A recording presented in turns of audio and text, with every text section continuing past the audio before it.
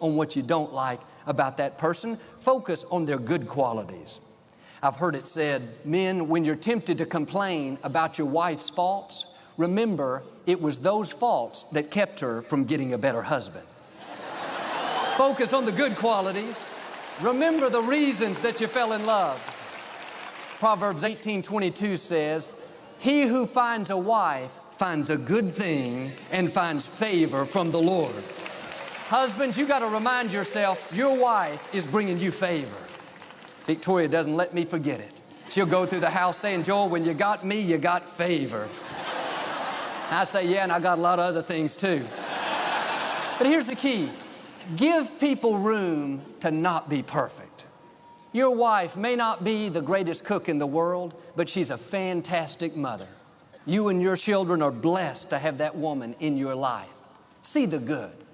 Your husband may not be the greatest communicator, but he's a hard worker. You never have to worry about the bills being paid. Focus on those good qualities. The scripture says a wife is to enjoy her husband. Notice it doesn't say you are to remodel your husband. Take that man off your potter's wheel. Sometimes we are not enjoying the people God's put in our life because we're too busy trying to change them. Well, Joel, my husband doesn't bring me flowers like Susie's husband every week. They have a candlelight dinner every Friday night. He writes her this beautiful romantic poetry. No, quit comparing your spouse to Romeo over there and just accept the person God's given you. That other man may be Romeo, but I can assure you he has some weaknesses. There's something that lady has to overlook. I'll admit I'm not the most romantic person, but I remind Victoria all the time, I may not be Romeo, but at least I'm Jolio. That's really corny. I didn't come up with it, somebody gave it to me though. Instead of complaining about what you don't like about a person, well, you never bring me flowers. Well, you never talk to me. Well, you're always too busy. You're never available.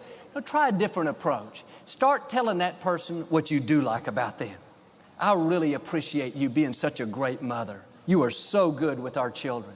I really appreciate you being such a hard worker. You're somebody I can always count on. Listen, people respond to praise a lot better than they do criticism. Instead of nagging that husband, you're so lazy. You never mow the lawn. Why don't you get up off this couch? No, just say, have I ever told you